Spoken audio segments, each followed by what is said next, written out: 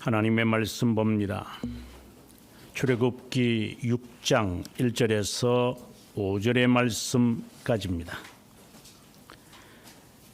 여호와께서 모세에게 이르시되 이제 내가 바로에게 하는 일을 내가 보리라. 강한 손으로 말미암아 바로가 그들을 보내리라. 강한 손으로 말미암아 바로가 그들을 그의 땅에서 쫓아내리라.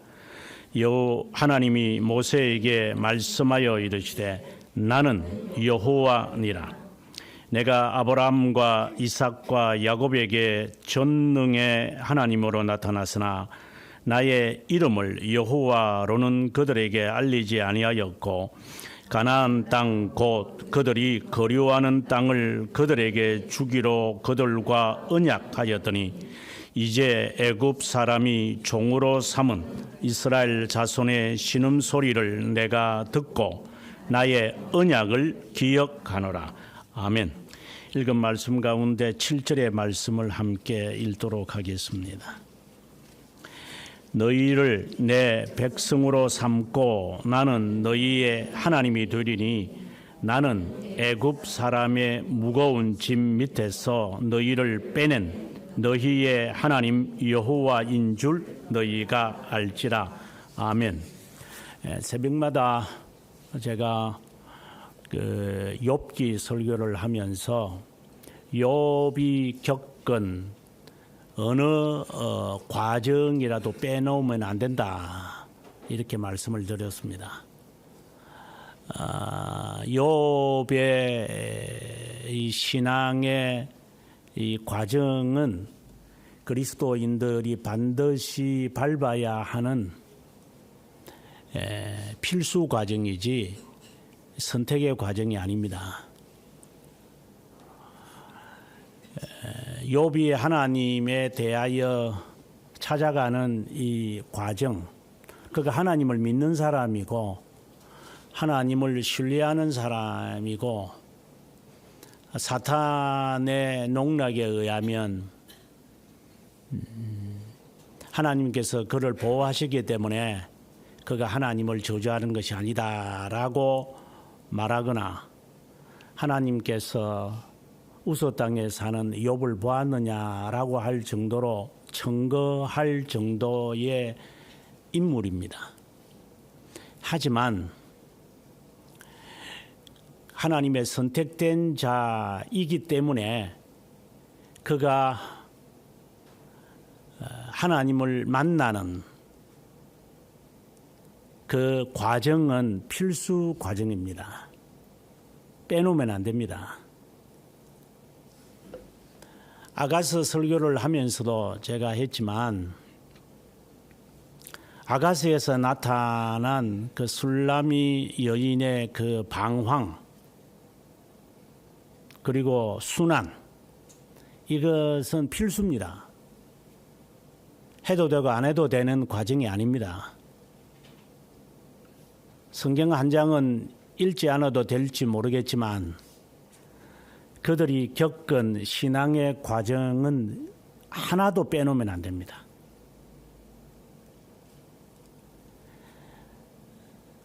그래서 욥의 그 갈등이라고 할까요? 욥의 그 하나님과의 그 만남이 얼마나 소중한지 모릅니다. 만약에 우리 자신이 욥의 이 과정과 갈등의 그 순간들을 이해하지 못하거나 이해하기 싫거나 그리고 이해해야만 하는데 거절했다면 그것에 대한 결핍에 관한 대가는 우리가 반드시 짊어져야 됩니다. 필수 과목은 그것은 반드시 들어야 됩니다. 음대를 다니든 교육과를 하든 어느 학과를 다니든 반드시 필수 과목은 이수 안 하면 졸업 못합니다. 학점으로 들어가든 안 들어가든 간에 반드시 해야 됩니다. 아직도 이 개념이 파악이 안 된다면 그 사람은 다시 인생을 돌이켜서 공부해 봐야 됩니다. 필수가 무엇이고 선택이 뭔지에 대한 개념이 아직 안 잡혔기 때문입니다.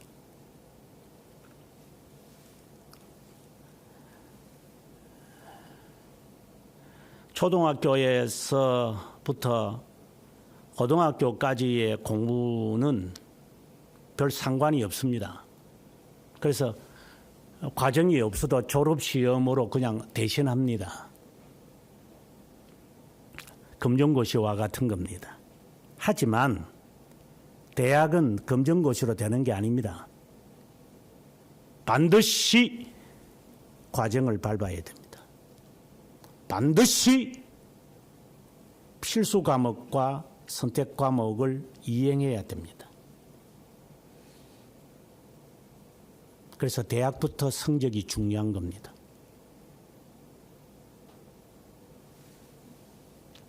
아직도 필수와 선택에 대한 개념이 없다면 속된 말로 골 때리는 사람입니다.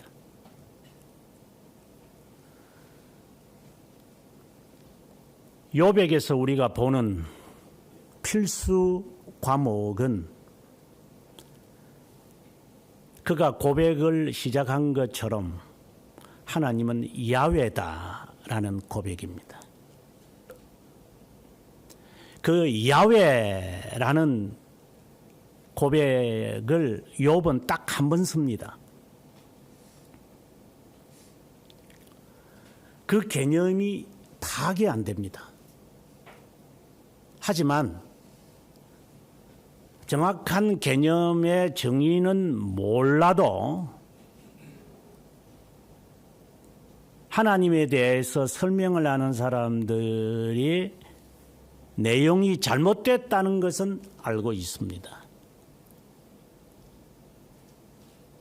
하나님에 대한 이 설명이 잘못되었다, 바르다 라는 기준이 명확하지는 않아도 아니라는 것은 안다 이 말입니다.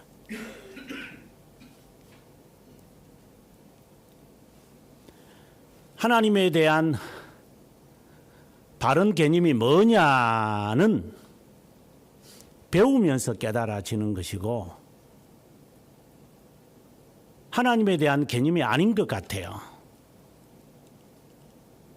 라는 것을 모른다면 아는 채 한다면 그 사람은 엘리바스와 빌닷과 소발과 같이 하나님의 저주받습니다.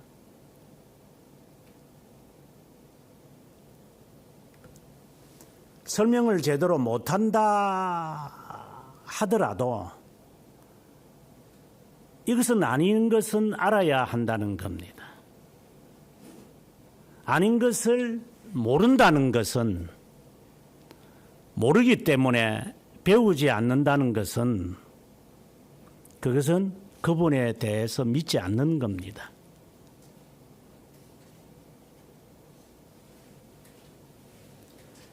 그것은 가방끈과 관련이 있기 때문에 배우면 되는 것이지만 알려고 하지 않는 것은 가방끈과 아무 상관없습니다.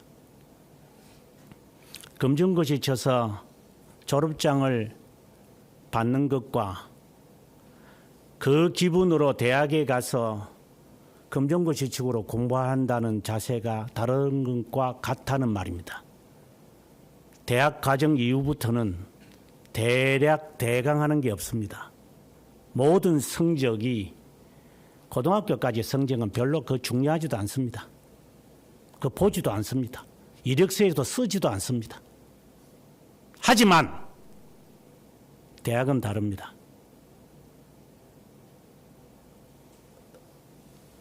필수 과목과 선택 과목에 대한 개념 파악을 하라는 말을 제가 지금 하고 있는 겁니다. 욥이 야훼 하나님에 대하여 고백을 하고 구체적으로 설명이 안 되는 것은 틀림없습니다. 하지만 욥이 야훼이신 하나님에 대한 고백을 한 것처럼 우리가 야훼 하나님에 대한 고백이 명확해야 됩니다. 설명을 오늘 제가 하겠지만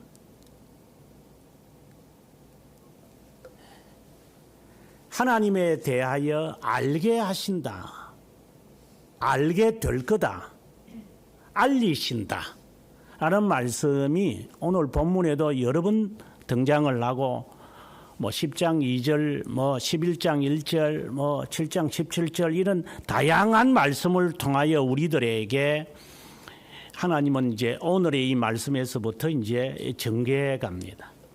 오늘의 이 말씀을 읽으면서 정말 얼굴이 확하게 달아올랐습니다. 이 짧은 이 30절밖에 안 되는 이 내용에 복음의 진리가 다 담겨 있구나 라는 것에 그냥 경이로움을 금치 못했습니다. 과연 내가 이것을 잘 풀어낼 수 있을까라고 할 정도로 오늘의 이 말씀은 구원의 전반적인 것을 우리들에게 설명하고 있습니다. 구원의 전반적이라는 것이 어렵게 영임을 받는다라든가 부름을 받는다든가 거룩하다 여김을 받는다든가 견인한다 이러한 십자가의 죽으심 이러한 여러 가지 내용들을 다 포함할 겁니다. 오늘의 말씀이 다 담겨 있습니다. 그래서 놀라울 따름입니다. 굳이 6장의 말씀만이 아니라 그 다음에 7장도 그렇고 5장도 그렇고 성경 어느 장을 펼쳐봐도 구원의 전반적인 진리가 담겨 있다는 사실에 저는 경이로움을 금치 못합니다. 제가 어느 개인에게 하는 말이 제가 새벽기도에 와서 새벽기도 설교를 하기 전에 사무실에서 빼놓지 않고 기도하는 문구가 있습니다. 하나님, 저에게 은혜를 베풀어 주십시오. 깨닫게 해 주십시오.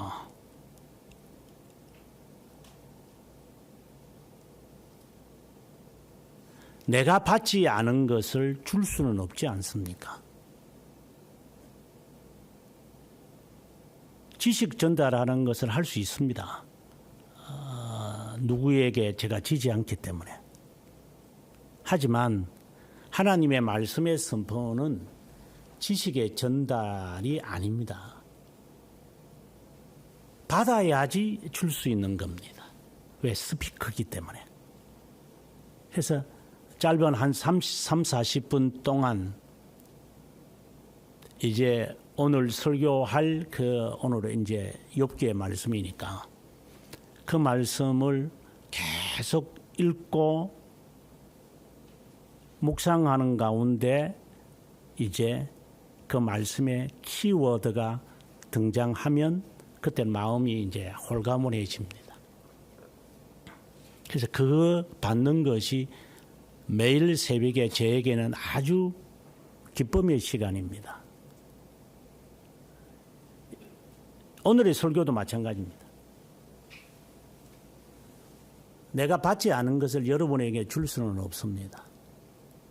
흔히들 하는 말이 목사들의 한 80%가 일반적으로 이제 표절을 하거든요. 거의 대부분이 표절이죠. 설교는. 이거저거 이제 대략 끼워 맞춰가지고 저것처럼 말하는 경우들이기 때문에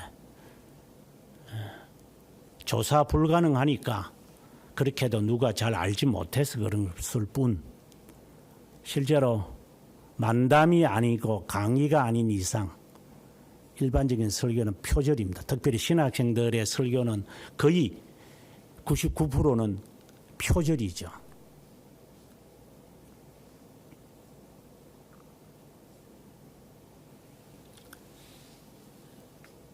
지 것도 아니니까. 그냥 했던 말을 그대로 옮겨내는 것이니까. 지가 받은 것도 아니니까.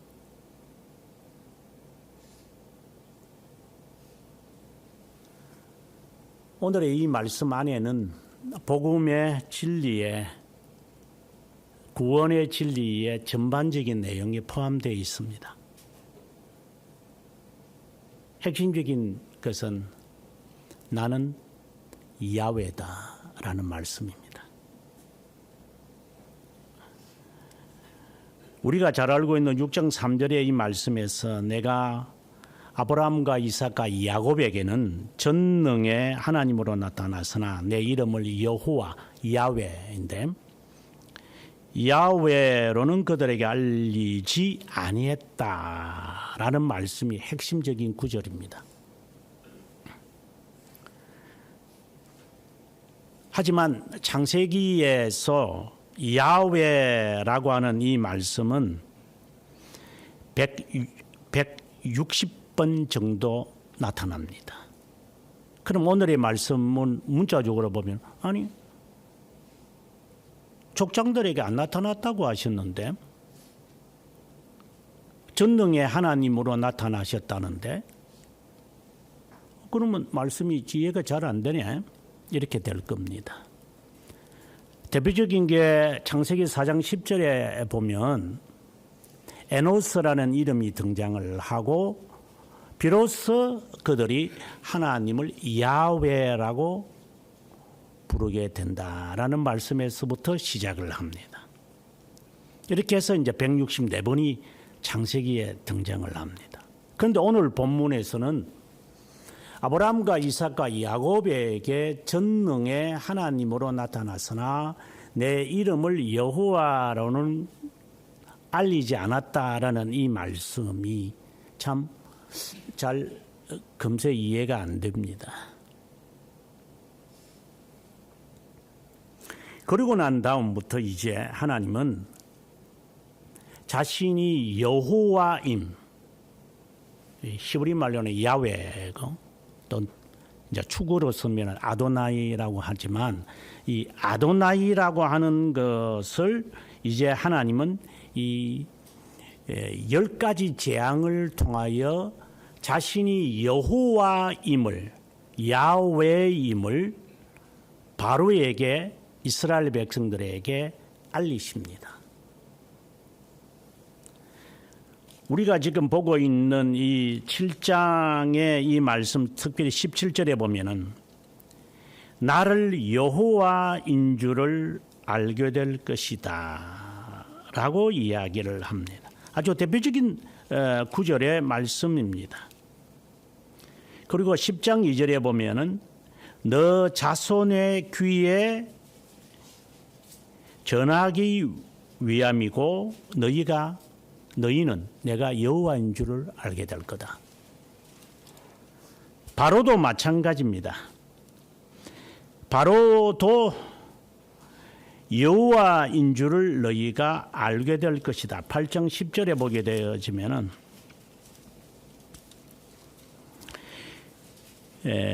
왕에게 우리 하나님이 여호와 같은 이가 없는 줄 알게 하리니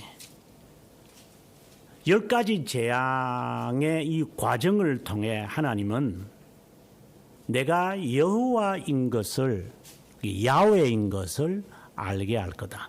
하나님의 백성에게나 그리고 이스라엘 사람들, 바로 유기된 자, 대표적인 이름인데 바로에게도 내가 야훼임을 알리겠다라는 말입니다. 재앙을 통해서 앞서 제가 이야기할 때 욥이 야훼이신 하나님을 이제 유일하게 처음 고백을 하는 게 12장입니다. 엘리바스와 빌닥과 소발과 같은 자들은 하나님을 야훼라고 인정하지 않습니다. 그냥 하나님이라고 말합니다. 진짜 신자냐 가짜 신자를 판별하기 위해서 리트머스 종이로 삼위일체가 뭐냐를 설명해 보라고 저는 곧잘 말합니다. 삼위일체도 제대로 설명 못하는 게 목사고 신자고 학자냐. 여러분도 마찬가지입니다. 하나님이 어떠한 분인 것도 알지도 못하는 게 신자인가?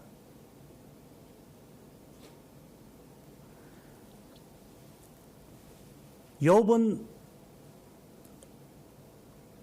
하나님이 야훼라는 사실은 분명히 압니다. 그 다음에 단계에 가서 이제 적응이 안 되죠. 하나님에 대한 야훼에 대한 그 지식, 이것에 대한 접근하는 이 방식이 욥에게는 정말 참혹했습니다. 그러한 고난을 겪지 않고는 어떻게 하나님에 대한 이 지식에 이를 수 있을까? 욥의 그 고난은 그리스도가 십자가에서 십자가에만 제한되는 게 아니고 전 생애 자체가 이제 그 비하의 순간이니까 그 과정이 이루어지지 않으면은 이제 하나님의 이 자녀, 이제 선택된 자, 하나님에 대하여 깨닫지 못합니다. 그리고 그 그리스도를 구세주로 고백하는 자들을 또 동일하게 그 고난과 순환을 당해야 합니다.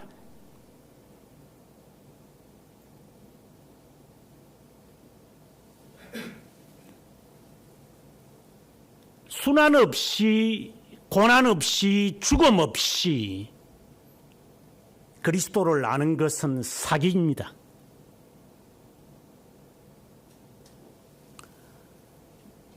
처절하게 자기 자신을 죽여야 할 겁니다. 모든 것을 내려놓아야 할 겁니다. 그전에는 그리스도 모릅니다.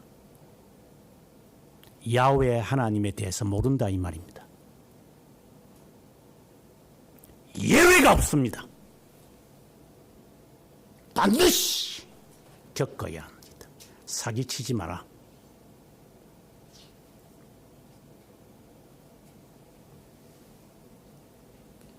우리말에 사서 고생하는 것과 같은 말입니다.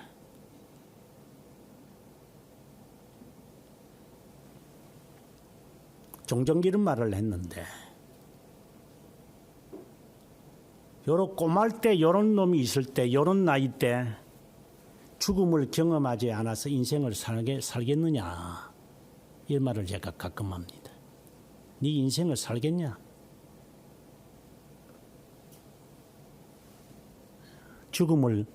죽음에 대해서 고민하지 않은 네가 인생을 살 것 같으냐? 그럼 죽음을 어떻게 경험하지?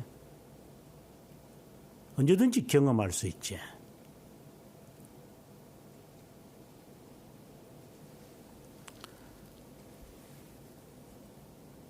욥처럼 저런 처절한 고난의 경험 없이 야훼이신 하나님을 안다? 그는 사기입니다.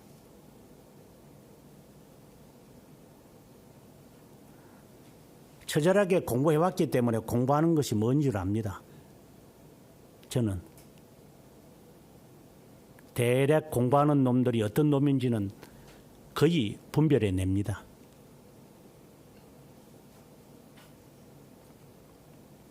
공부 안 하는 놈과 하는 놈은 딱 보면 압니다. 설렁탕인지 곰탕인지는 구별해냅니다.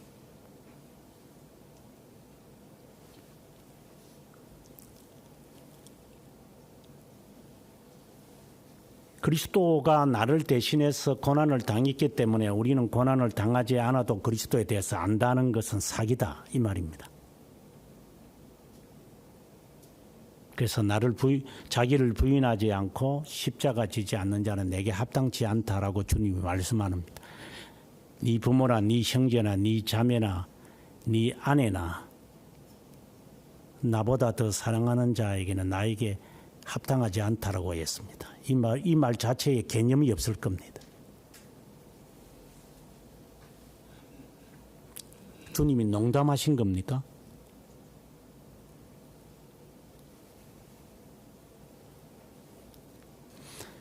야훼이심을 아는 것은 장자가 다 죽을 정도입니다. 피비린내 나는 초상을 치르지요. 노예의 장자까지도 하나님이 다 죽이십니다. 그전에는 여호와인 줄을 모릅니다. 인정이 안 됩니다. 어느 정도까지 가야 하나님이 여호와이심을 우리가 알까요? 칼빈생은 우리들에게 창조자 하나님과 구속자 하나님에 대한 것으로 구분해 합니다. 굉장히 심오한 문구를 우리에게 말한 거죠. 구속자 하나님, 오늘 본문에 나오는 야훼라는 말입니다. 야훼 하나님에 대해서 구체적으로 우리가 다 알 수는 없으나 오늘 본문에 나타나는 이 하나님에 대하여 내가 믿는다라는 것이 아니라면,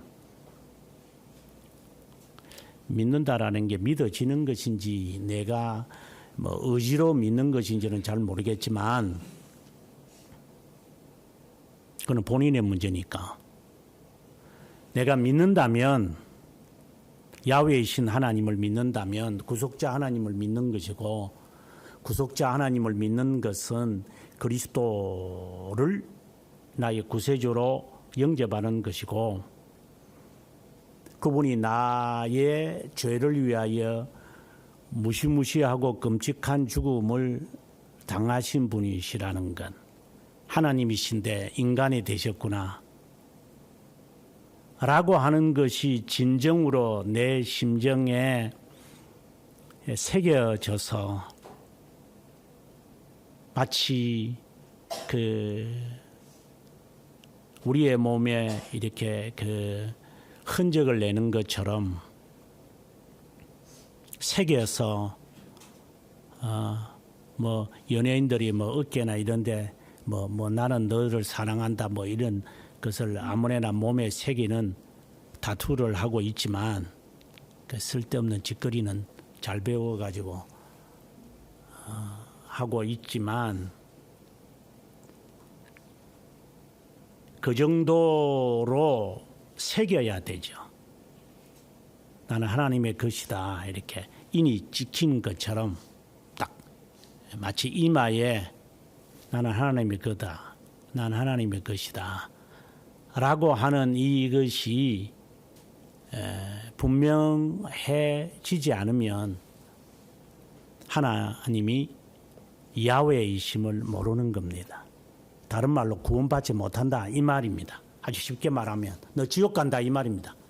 너는 유기된 자다 이 말입니다. 지금 이 시점까지 해서는. 저 말을 농담으로 듣지 마십시오.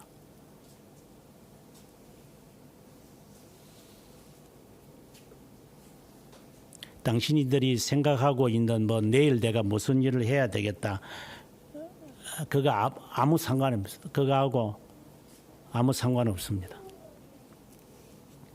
듣고 난 다음에 그 기억하는 사람도 별로 없을 거니까. 하지만 성령 하나님께서 우리들에게 새기시면 성령 하나님이 기억나게 합니다.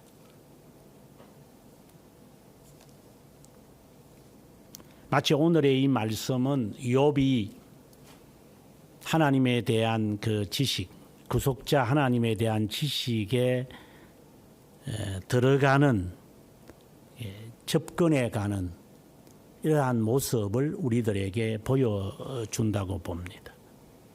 욥이라기보다는 하나님이 욥에게 마치 하나님이 모세에게 자신을 지금 알리신다.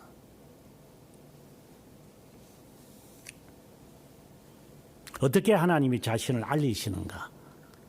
과연 나는 이 경험을 했는가?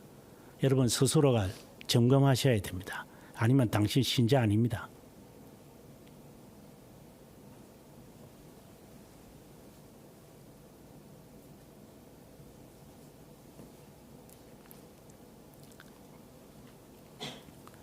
이절에 이런 말씀을 합니다.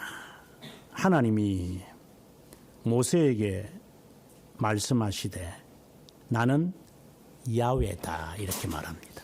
나는 야훼다.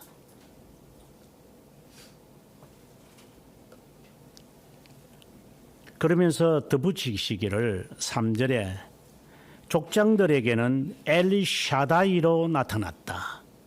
이렇게 전능하신 하나님을 샤다이, 엘샤다이라고 그럽니다. 그냥 하나님 이렇게 하면 엘로힘이 되고 히브리 말입니다. 별로 중요하지는 않지만 전능하신 하나님으로 나타났다. 이것은 보통 엘이라든가 하기도 하고 엘샤다이라고 합니다. 이것은 섭리의 하나님을 의미합니다. 그래서 우리가 사도신경을 외울 때 2번이나 전능하사 천지를 만드신 하나님 이렇게 말을 합니다. 바로 나는 창조자 하나님으로 그들에게 나타났었다 이 말을 하는 겁니다. 그래, 하나님인 것을 그들은 알았다. 내가 그 엘샤다이라는 것을 그들에게 보였다. 하지만 내 이름, 하나님의 존재 자체입니다. 하나님의 존재가 야훼, 아도나이라는 것을 알리지는 않았다.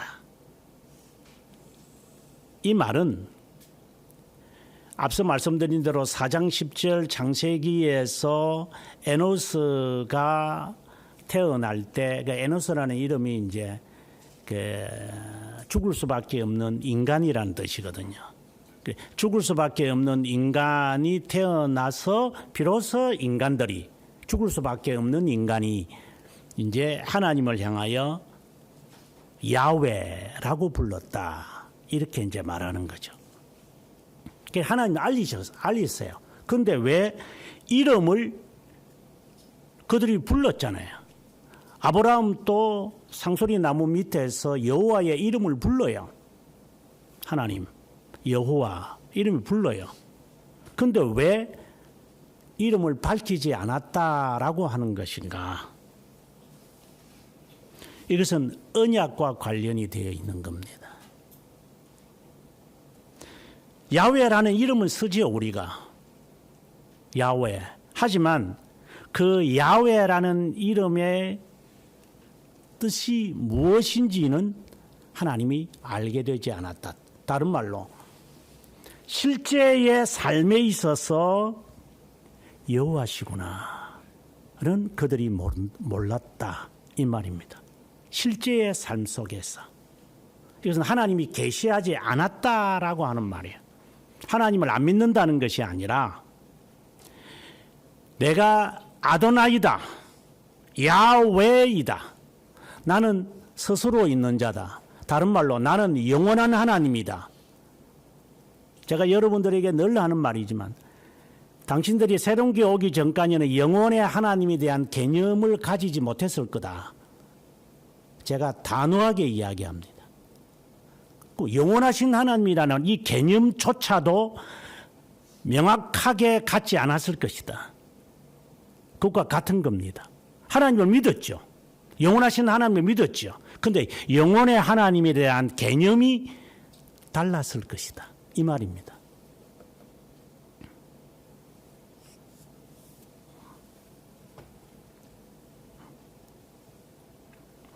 사절에 가서 가나안 땅 그들이 거주하는 땅을 그들에게 주기로 내가 언약했다.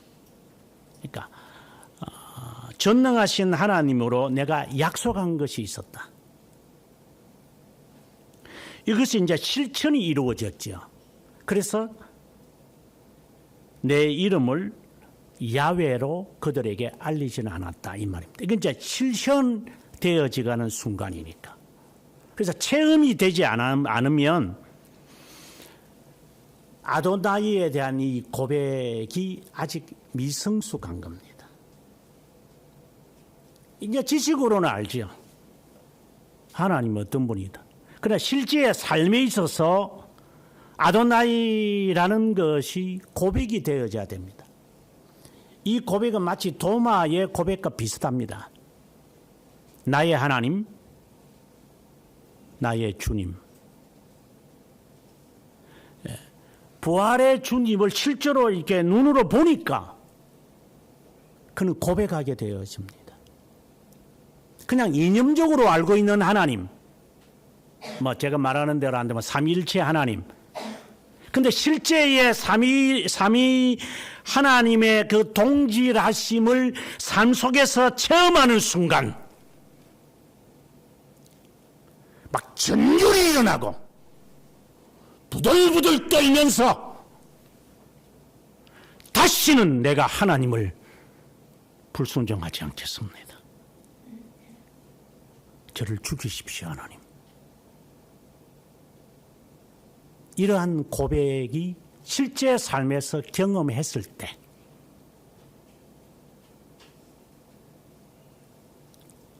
비로소 내 이름을 여호와인 줄 그가 알게 될 것이다.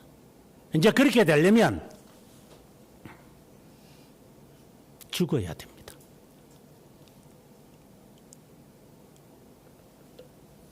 바로가 지 자식이 죽고 나니까 정신 차리는 겁니다. 너희가 믿는 하나님이 누구, 여호와가 누군 줄 내가 어떻게 알아? 이렇게 만용을 하다가 지 자식이 죽고 나니까 정신 버뜩 차립니다. 마찬가지입니다. 네가 죽어야 될 거다. 제가 늘상 하는 말, 네 자식이 말을 안 듣면 네가 죽는 게 나을 거다. 네가 죽고 나면 자식은 정신 차릴 거다. 내가 안 죽으면 정신을 못 차린다. 어느 누구든지 예외가 없어.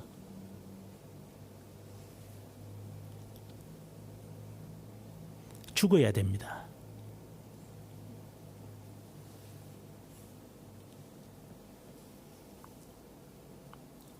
5절에 가서 이제 애굽 사람이 종으로 삼은 이스라엘 자손의 신음소리를 내가 듣고 내 언약을 기억했다.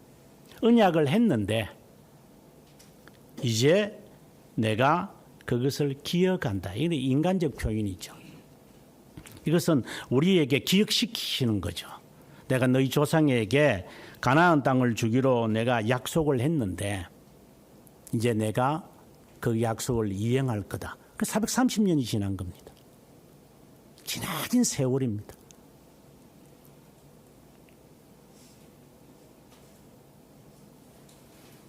그리고 난 다음 이제 야훼라고 하는 이름의 의미를 이제부터 세 가지로 표현해 하십니다. 6절과 7절과 8절입니다. 이것은 야훼라는 이름의 의미입니다.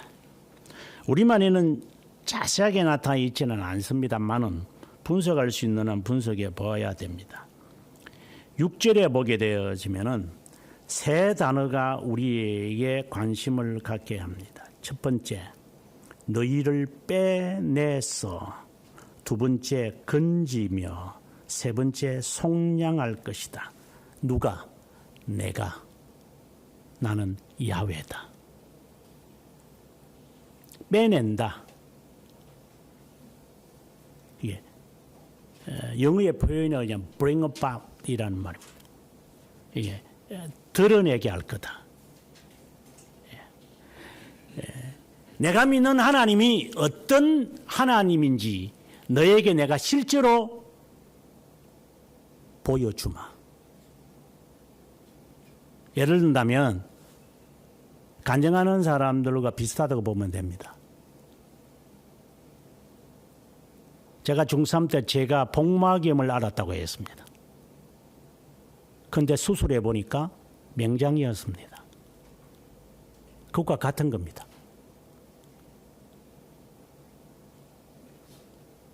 분명히 고름이 있는 것을 그들은 의사 세 사람이 확정이 했으나 배를 갈라보니까 맹장이었습니다. 그래서 그가 하는 말이 도대체 믿어지지가 않는다. 하나님 빼낸다는 말이 바로 그 말입니다. 여호와임을 내가 밝히마. 여러분에게 묻습니다. 하나님이 여호와이십니까? 그런 기적을 체험해 봤습니까?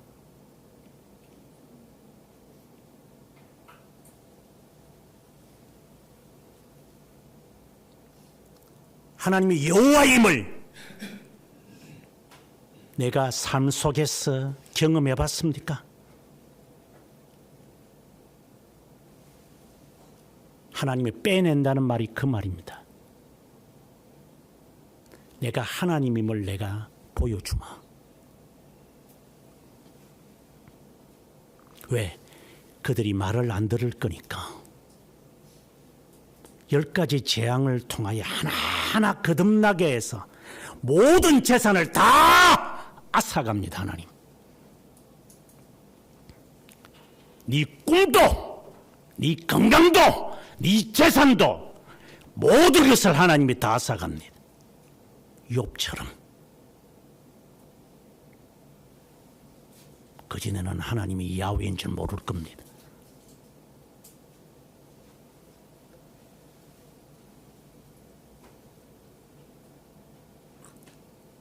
하나님이 네 몸까지도 칩니다.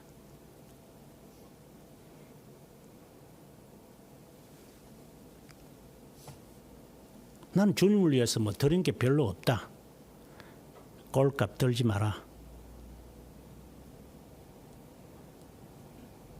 너는 전능하신 하나님은 알겠지만 야훼는 모른다.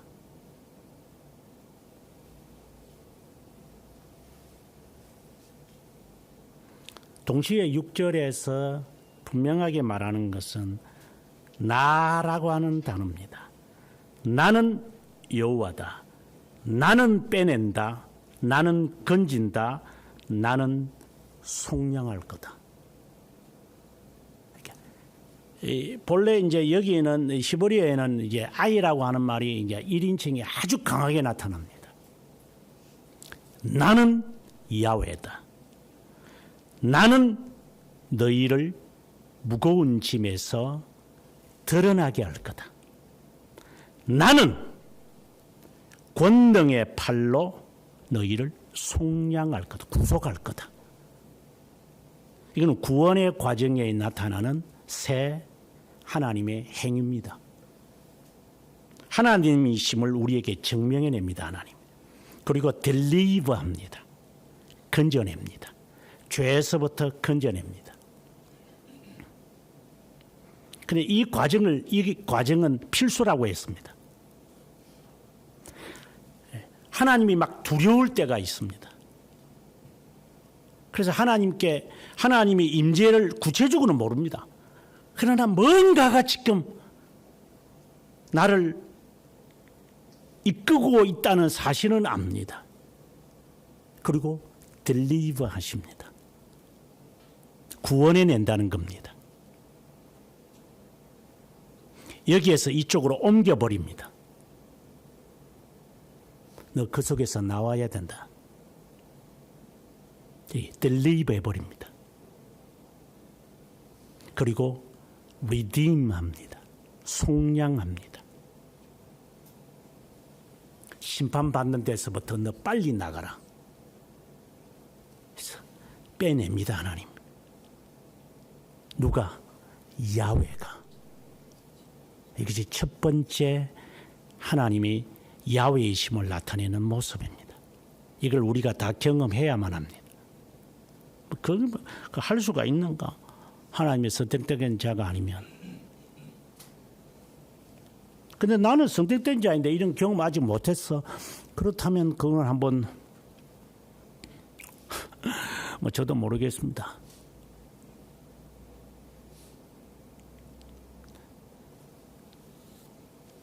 두 번째, 7절에 나타납니다. 여기도 나라고 하는 말씀이 두 번 나타납니다. 내 백성으로 삼았고 너희를 빼낸 자가 여호와인 줄을 알게 할 거다.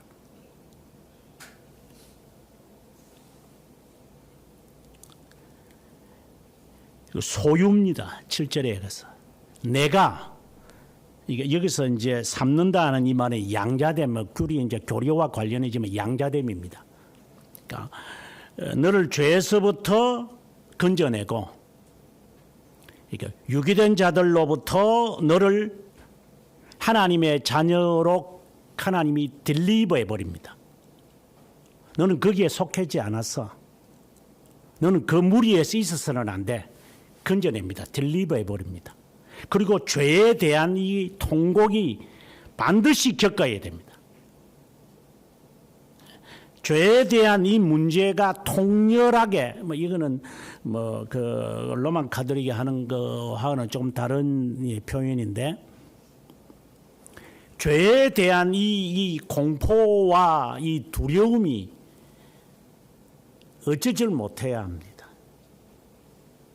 무섭기도 하고 두렵기도 하고 무시무시하고 공포에 사로잡혀야 됩니다. 쉽게 말한다면 당시에 성령의 충만함을 받았던 베드로의 설교를 듣고 사람들의 반응이 우리가 어떻게 하면 구원을 받겠느냐, 그 방법을 알려달라고 이러한 그 외침이, 이 복음을 들은 사람이 죄에 대한 마치 간수장이 빌립보 간수장이 했던 말과 같은 게 공포가 옵니다.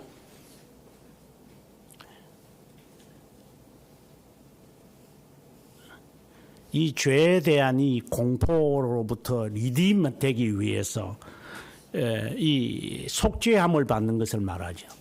죄가 그리스도의 의로 덮여지는 것을 말하는 이 강렬한 이것. 그러니까 죄에서부터 이렇게 벗어나는. 그래서 우리가 찬송에도 보면은 죄에서 자유를 얻게 함은 보혈의 능력. 이거는 중학교 때 경험해야 되는 거 아닙니까?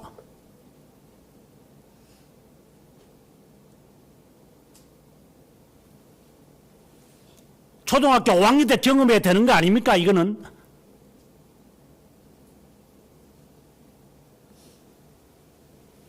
초등학교 때 눈물을 흘리면서 대굴대굴 굽으면서 회개해야 될 부분 아닙니까?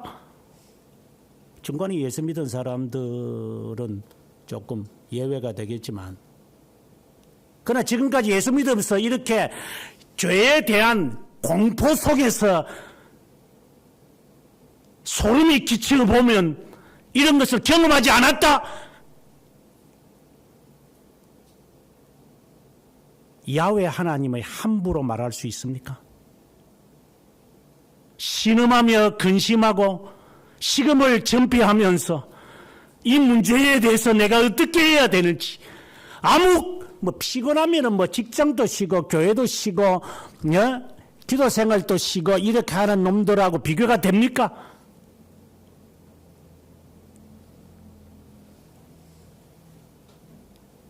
좀 있으면 더 자세하게 나오겠습니다만은, 적어도 어릴 때부터 예수 믿었다면 초등학교 때 이 과정을 밟아야 되는 거 아닙니까? 얼마나 성격들이 못해 처먹어가지고.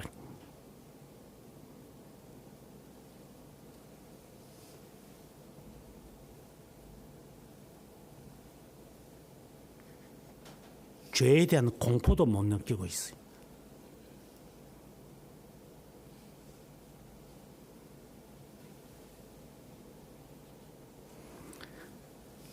하나님의 양자됨에 이거는 내가 누구에게 속했다는 분명한 것을 압니다.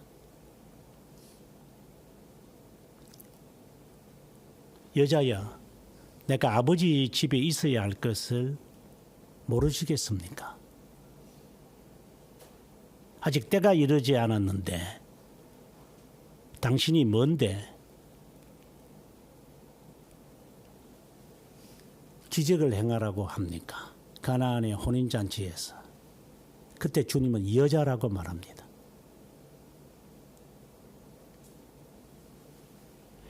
당신이 어머니면 어머니겠지. 나를 낳았으니까 그거 하고 저 사람이 시키는 대로 해라 라고 하는 것과 아들아 너 왜 여기에 있어? 라는 말하고 성격이 같은 겁니까? 자식을 하나님의 것이라고 인정하라는 말이 아니라 내가 누구에게 속했는지에 대한 주소는 분명합니까? 그래서 빌롱이라는 말과 온의 차이를 여러분에게 역설했던 겁니다.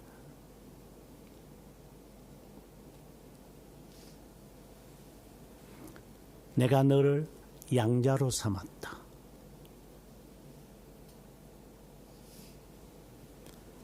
세 번째로 이제 8절에 가보게 되어져서 또다시 나라고 하는 단어가 등장을 합니다. 나는 아브라함과 이삭과 야곱에게 주기로 맹세한 땅을 너희로 인도하여 너희에게 기업을 삼게 하리라. 나는 여호와다, 야훼다.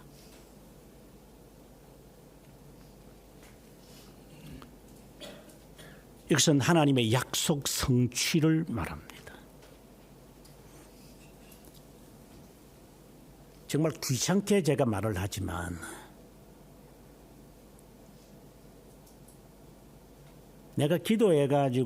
내가 기도해서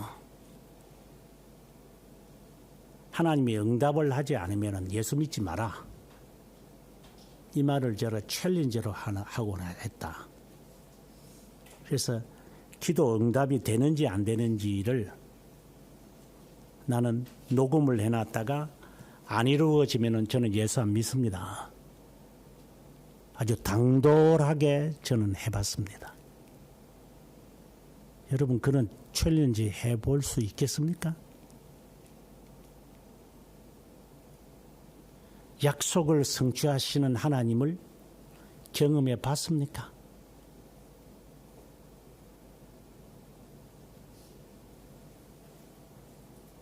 아니 기도가 뭐 엉뚱한 그 허튼 소리를 말하는 게 아니라 하나님의 약속을 말하는 겁니다.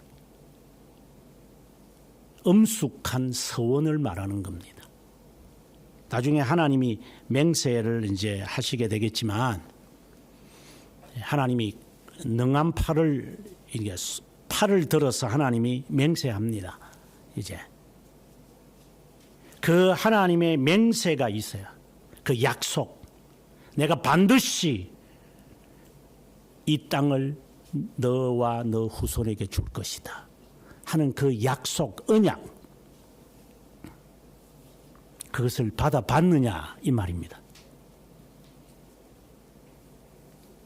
지금까지 이야기했던 6절, 7절, 8절에서 나오는 어느 하나라도 생략이 되어 있거나 빠져 있다면 당신은 구속자 하나님을 모르는 겁니다.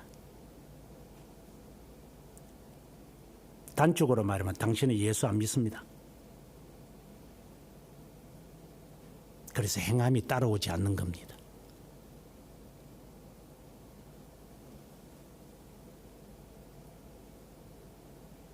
그래서 죽은 겁니다.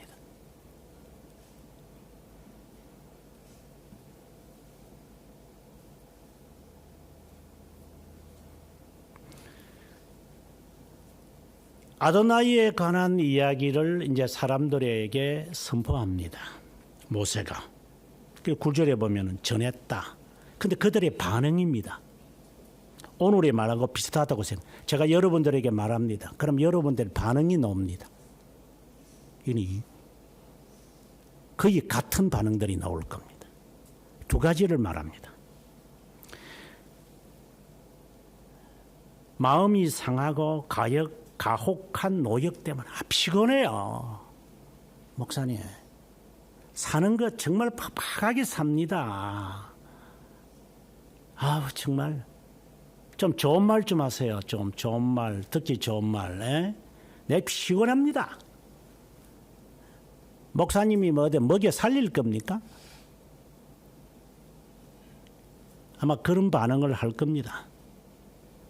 동일하게 반응을 합니다. 제가 어깨에 눌려 있는 이 짐이 너무 무겁습니다. 제가 하루라도 쉬면은 제가 아무것도 못 합니다. 저는 목사님이 뭐 알겠어요. 그래서 제가 어제 어느 가게에 가서 제가 집사님한테 그 말했지만 나도 노동을 해봤거든.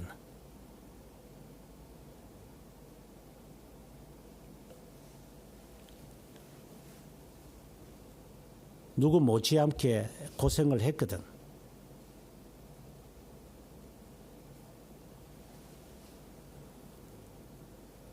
$1짜리 헌금 내면서도 버들버들 떠본 적도 있거든. 정말 힘들게 벌어서 11조 내는 게 얼마나 힘들다는 것을 뼈저리게 느꼈어. 그래서 11조 못 드릴 때도 있었어. 너무 돈이 궁색했어.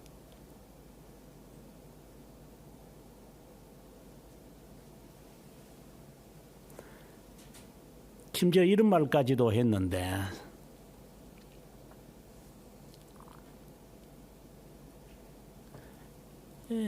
미국의 리버리빌, 시카고 이제 그 우리 북쪽에 살았는데 리버리빌이라는 그 동네에서 살았는데 한 달에 월세, 그때는 월세밖에 없으니까 $850였어. 25년 전에.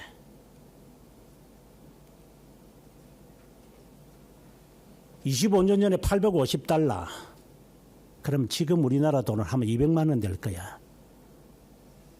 가난한 주제에 유학생 한 달에 200만 원 내면서 살았어. 지금 내 앞에서 어깨가 무겁거든 그 말이 나와? 이 도둑놈의 새끼들아. $160만 원을 낸다. 200만 원. 그게 돈이가 그게. 돈 계산만 눈에 빠릇빠릇하고 그러면 돈독이 오르겠지. 20년 전에 유학생으로서 200만 원 가량을 내면서 살았어. 이해가 안 되지? 도둑놈들이니까.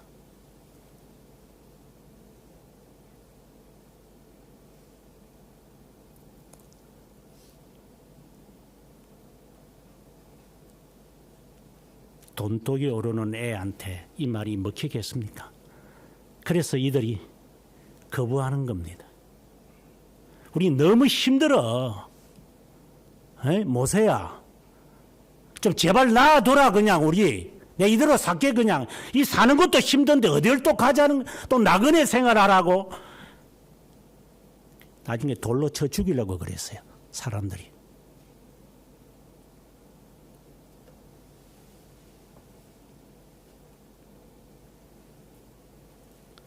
그러자 모세가 하나님께 와서 하는 말입니다.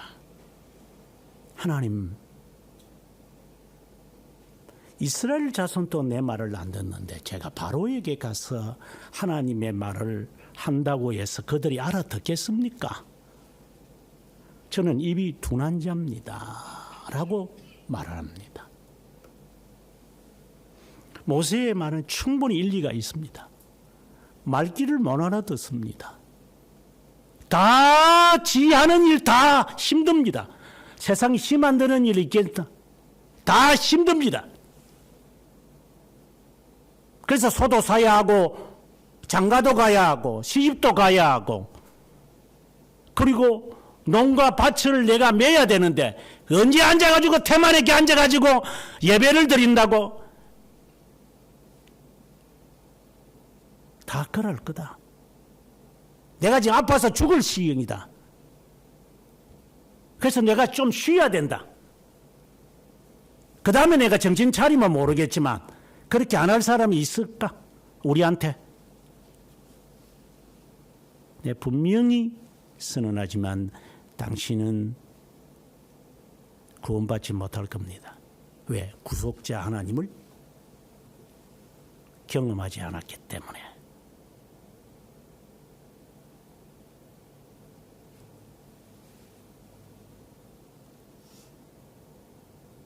구속자 하나님 만나는 게 그렇게 식은 죽먹인 줄 알았다면 큰 코 다치겠습니다.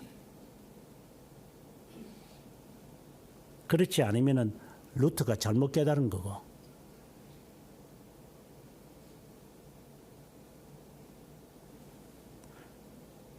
근데 상당히 오늘 본문이 여기까지 이야기하고 난 다음에 갑자기 13절부터 시작을 해서 25절까지 27절까지 되겠지만 족보 이야기를 하고 다시 또 28절부터 시작을 해서 10절에서 12절에 나오는 내용을 다시 반복하고 내용이 끝납니다. 그래서 10절에서 12절에 나오는 이 말씀을 28절에서 30절에 반복을 하는데 그 사이에 족보가 들어가 버립니다. 그리고 왜 집어넣는지도 잘 모를 정도로. 그리고 안 읽고 말지. 여기에 모세의 의도가 있습니다.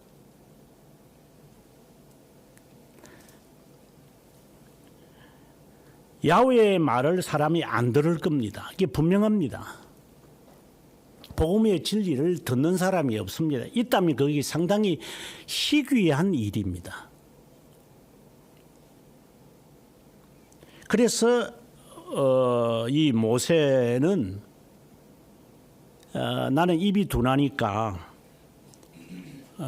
이제 나를 보내지 말라고 이렇게 이야기를 할 정도입니다. 그걸 이제 10절에서 12절에 밝혀놓고 다시 한 번 더 반박하고 내용을 마칩니다. 이거는 제가 신텍스라고 이야기했습니다.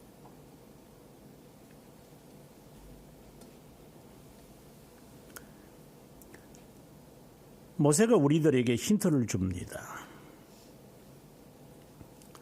14절부터 조상에 따라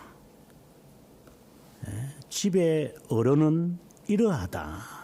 그들의 조상, 여기서 이스라엘 자손이 지금 말을 안 듣는 거잖아요. 예? 야훼에 대해 이야기했는데 핑계대는 거거든. 야, 이래서 너무 힘들거든 내가. 몇 주 전에 지난주가 두 주 전에도 나도 정말 세상 사는 게 힘든데 이놈 그 새로운 교회는 뭔 놈의 숙제가 이다지고 많은지 이 너무 힘들어 이게. 교회가 이거밖에 없나? 아무데나 가면 되는 거지 지 힘든 것밖에 생각이 안 들어요. 좋은 말로 한다면 내가 정말 인생을 열심히 사는 사람인데 어느 날 갑자기 나에게 하나님이 개입하셔가지고 내 삶을 확 이렇게 흔들어 버리고 나쁜 말로 말하면 그냥 깽판 쳐버렸지. 이대로 살면 잘 사는데 나는 잘 먹고 잘 살 건데 나중에면 네가 70이 돼 80이 돼가지고 네가 제대로 살지 어떻게 네가 알겠다마는 지금은 잘 살겠지. 꼬박꼬박 돈이 벌려지니까 네가 앞으로 살지 안 살지 네가 어떻게 하나. 그래 큰 소리는 잘 치고 있지만은 근데 하나님께서 개입하시고 나니까 내 삶이 엉망이 된다. 몸도 피곤하고 교회가 그거밖에 없나. 아무데나 가면 되는 거지. 그냥 앞에도 있고 뒤에도 있고 그냥 한 상가에 가보면 세 군데가 다 있더라. 입맛대로 가라 그냥. 그런 습성이 있는 자에게 항상 기도하고 쉬지 말고 기도하고 항상 감사하고 범사에 감사하고 라는 이 말이 이해가 되겠습니까? 나 정말 열심히 사는데 언제 그렇게 해가지고 신앙생활을 하면서 신앙생활이 힘들어 진짜. 이게 장사한 조집사도 있고 이집사가 있겠지만 오늘 장사 잘 되지? 조집사 장사 잘 되지? 뭐 여기 앉아있노? 돈 벌지 가가지고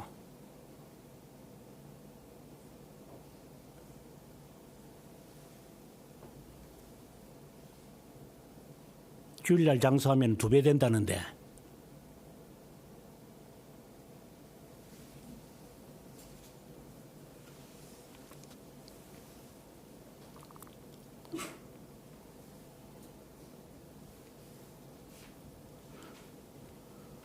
말귀를 못 알아듣는 사람에게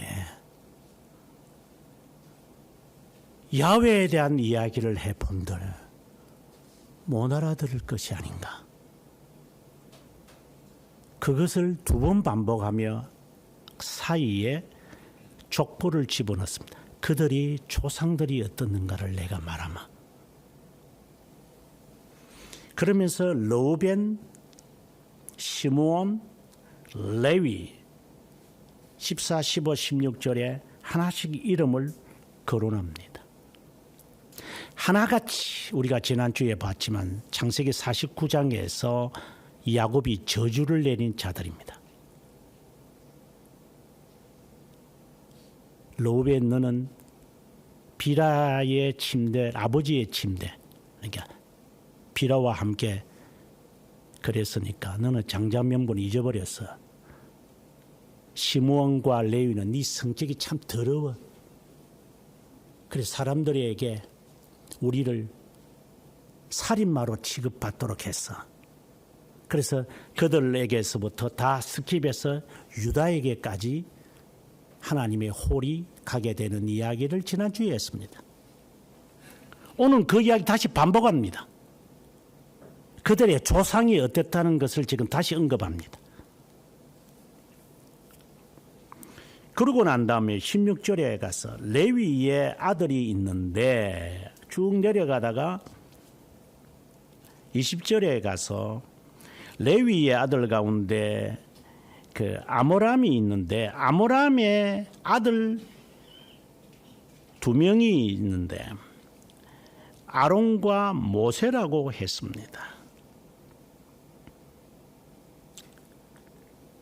그리고 난 다음에 아론의 이야기를 이제 언급을 하고 모세에게로 옵니다. 26절에 보면은 이스라엘 자손을 그들의 군대대로 애굽 땅에서 인도하라 하신 여호와의 명령을 받은 자는 아론과 모세다.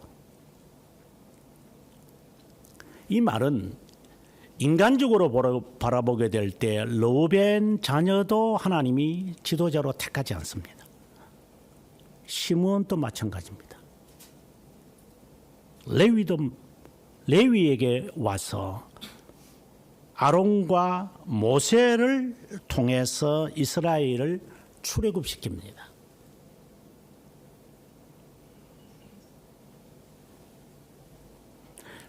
특별히 레위를 택한 이유는 우리는 잘 모릅니다. 하지만 추측컨대 레위는 재산이 없습니다. 재산을 부여받지 못합니다. 아무것도 그들의 땅의 소유가 없고 하나님의 일만 하는 자들입니다. 그래서 특별히 아론, 모세도 장자는 아니고 장자는 아론이니까 하나님의 차자를 야곱처럼 택하셔서 지도자로 삼습니다. 이 말은 우리가 어떻게 볼 때에 여호와의 말씀이 이렇게 선포되어지면 사람들이 그걸 알아듣고 아멘 할렐루야 할 것 같지만 아니다. 듣지 않는 게 당연한 거 아니냐. 그 듣는 게 이상하지 않느냐.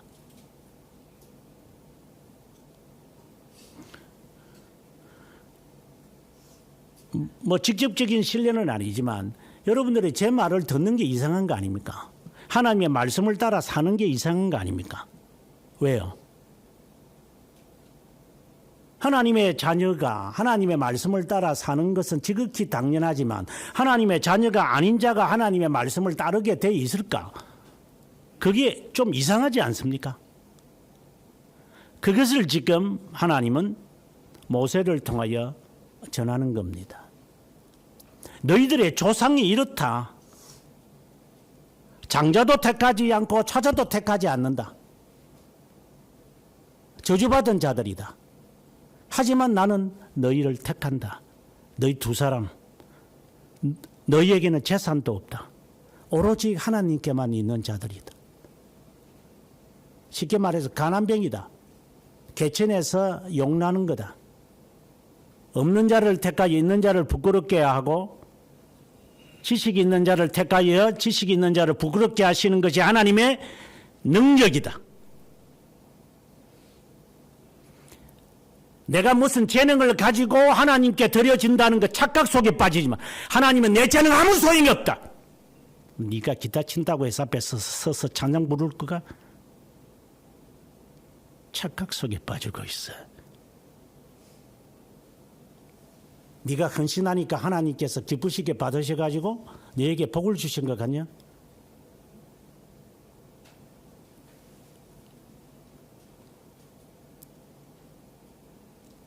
하나님이 있는 대로 받으시는 분이시고 억지로 하지 않고 자발적으로 하나님의 속한 것이니 하나님께 드린 자를 하나님이 기쁘시는 것이 그거 받으셨어도 하나님이 좋아가지고 시시닥거리고 하나님 복 줄까?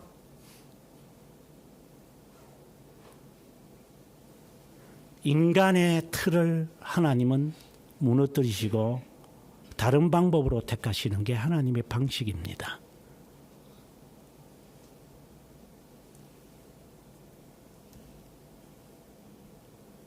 내가 가진 그 어떠한 것이 무엇인지 모르지만 하나님은 그 소용없습니다. 사람들은 그럽니다. 바울은 뭐 이래서 하나님이 택했고 베드로는 저래서 택했는데 그럼 도마는 왜 택했는데? 마태는 왜 택했는데? 가룟 유다는 왜 택했을 것 같아?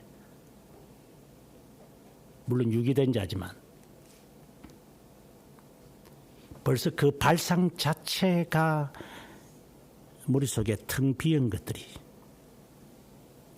하나님은 무에서 유를 창조하시는 하나님이고 경수가 끊어져도 하나님은 아들을 낳게 하시는 분이시다.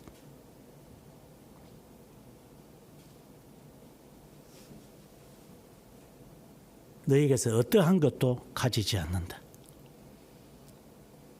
모세가 하는 말이 나는 입이 둔한 자다 이랬는데 뭐 말더듬인가?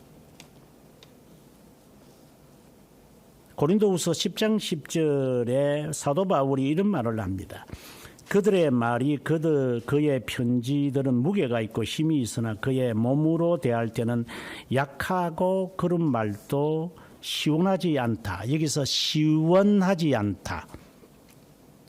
이 말은 말더듬이라는 말과 이렇게 둔한 자다라고 하는 말과 같은 맥락입니다. 사도 바울이 하는 말입니다. 모세의 이 표현을 빌리면은 나는 말이 둔한 자다, 입술이 둔한 자다 이 말이. 지금 이 사람은 사도 바울은 하는 말이 시원하지 않다라는 말입니다. 이거는 문자적으로 여기에 제가 써놨습니다만은 his speaking amounts to nothing.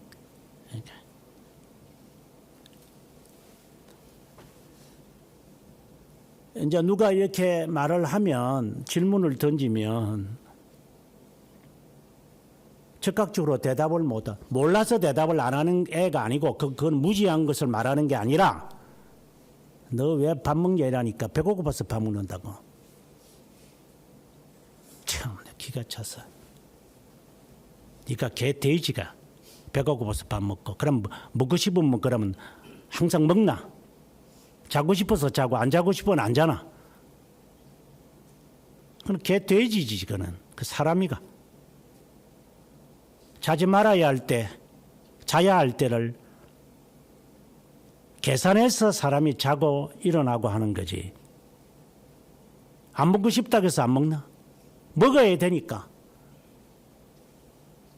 울며 겨자 먹기로 눈물을 흘리면서 눈물에 젖은 빵을 먹는 거다. 먹고 싶어서 먹는 게 아니다. 인간은 쉬고 싶어서 사는 것도 아니고 살아야 되니까 먹는 거다. 죽지 말아야 되니까 해야 할 일이 있으니까 내가 잠을 못 자는 거다. 아플 여력도 없다. 나에게는 언제 아프다고 앉아가지고 끙끙댈 시간이 어딨나. 그것도 사치다. 나에게는 아픔도 도망갈 거다.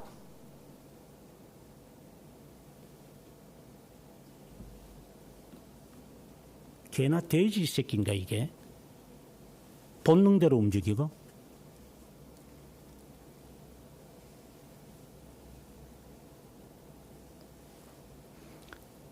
내가 지식이 없어서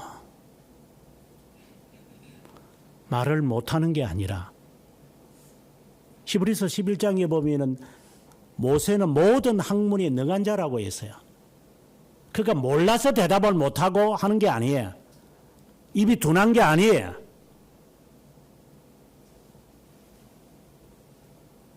(40년) 동안 뭘 배웠겠어요? 이집트의 문화 속에서 얼마나 많은 것을 배웠겠어요. 하지만 입이 둔한 자입니다. 이 말은 제가 즉각적으로 대답을 못합니다. 하나님. 질문을 던지면 좀 성품이 좀 그래서 그렇는가.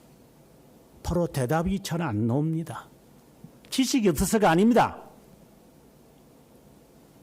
명쾌하게 제가 말을 못합니다. 그러니 나보다도 다른 사람을 보내십시오.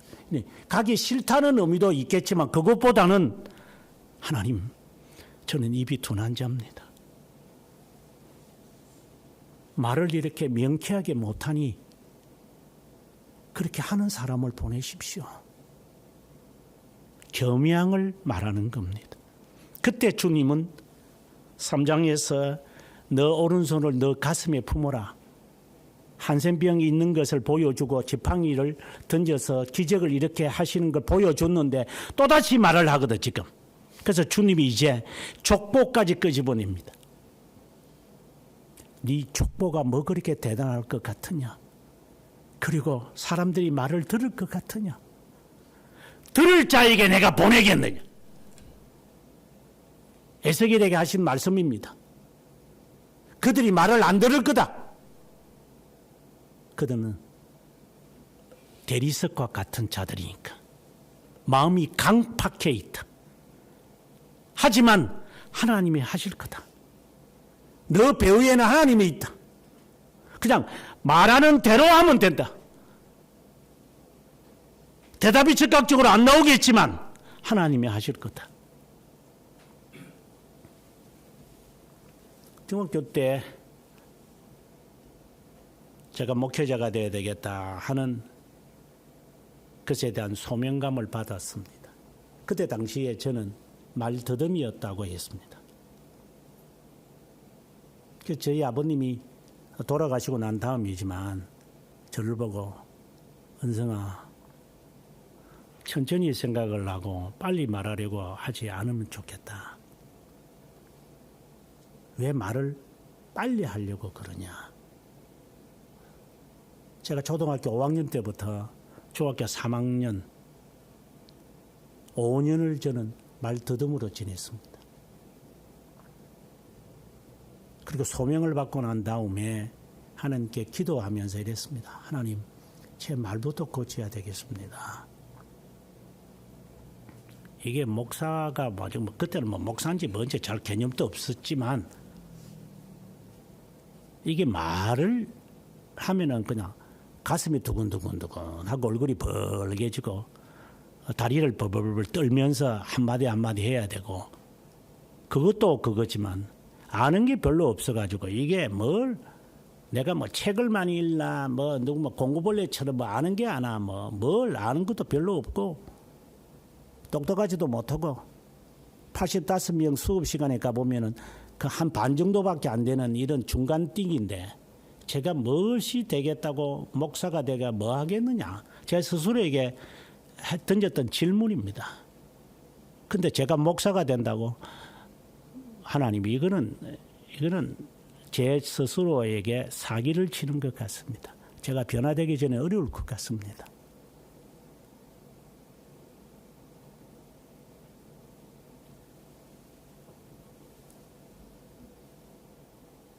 그때 저는 죽음을 경험했고 초등학교 5학년 때부터 말더듬이 되기 시작했는데 그때 이적에 관한 이야기는 여러분에게 한 적이 있었고 철저하게 하나님에 대한 경험을 하기 시작을 했습니다. 그래서 오늘의 이 말씀이 저에게 누가 입을 창조했느냐, 누가 지식을 문을 여느냐,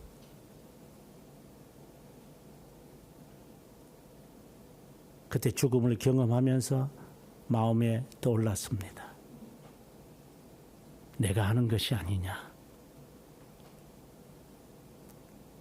너는 누구를 위해서 공부하느냐? 너냐? 그래서 나를 믿는 거냐? 네가 어린 나이지만 언제든지 너 생명 취할 수 있다. 살려놓는다.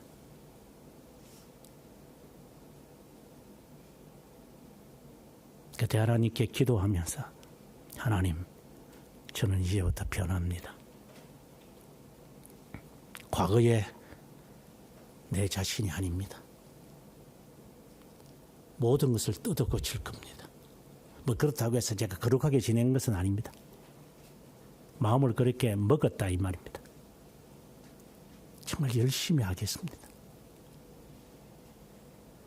그리고 그동안에 읽지 못했고 듣지 못했고 알지 못한 것 채우겠습니다. 닥치는 대로. 남들이 습득할 때 놀았던 것 다 채우겠습니다. 남들이 혜택을 받으면서 얻었던 것 제가 획득하렵니다.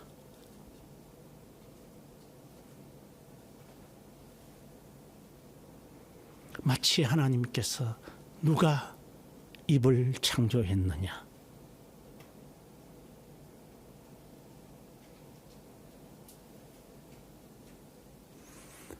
하나님은 야훼입니다. 하나님은 우리들에게 야훼이심을 나타내시며 세 가지를 증명해 보입니다.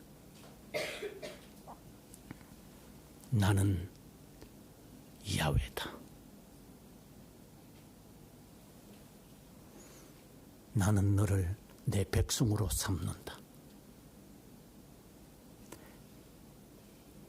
내가 그분께 속했다는 겁니다. 세 번째, 오늘 본문에는 나오지 않습니다만은 출애굽기 29장 45절 46절에서 그 세 가지가 나타납니다. 내가 이스라엘 자손 중에 거하여 그들의 하나님이 되리니, 이는 양자됨이라고 말했습니다. 내가 그들의 하나님이 여호와로서 그들 중에 거하겠다. 내주하심입니다. 하나님은 야훼로서 세 가지를 약속합니다. 나는 야훼다. 너를 양자로 삼았다. 내가 너와 함께 할 것이다. 이것이 여러분에게 진실한 고백입니까?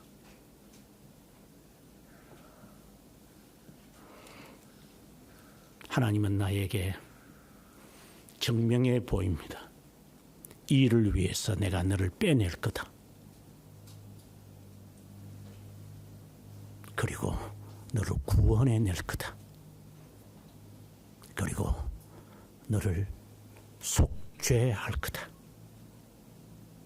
이것으로 야훼임을 너가 깨닫게 될 거다. 그리고 나는 너를 양자로 삼을 거다. 누가 너를 사랑하느냐? 누가 너를 보호하는 자냐?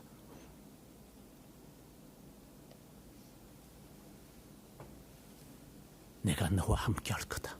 너를 떠나지 않을 거다.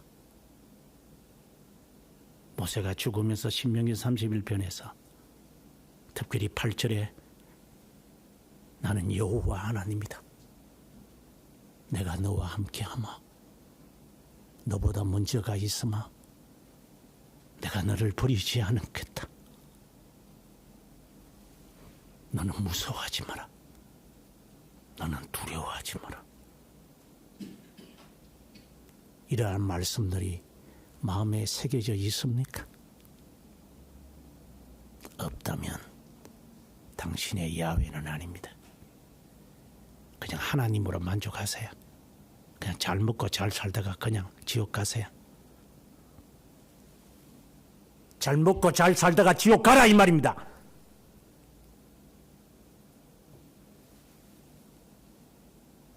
잘 먹고 잘 살다가 지옥 가라 이 말입니다.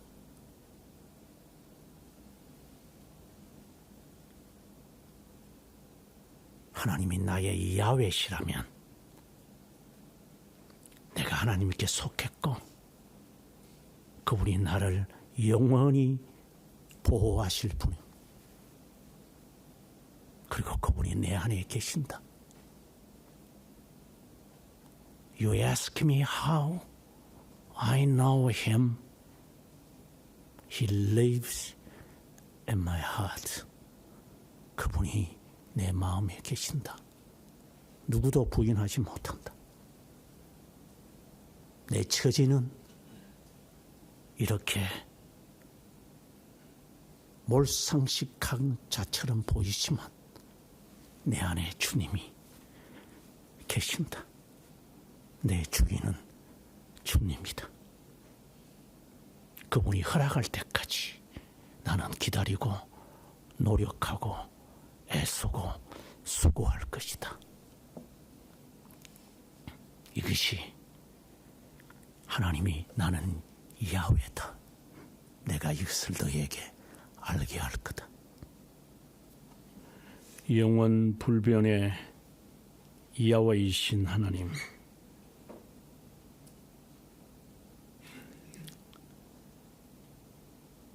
하나님으로부터 선택되어진 자라는 착각에 빠지지 않기를 주님께 간구합니다.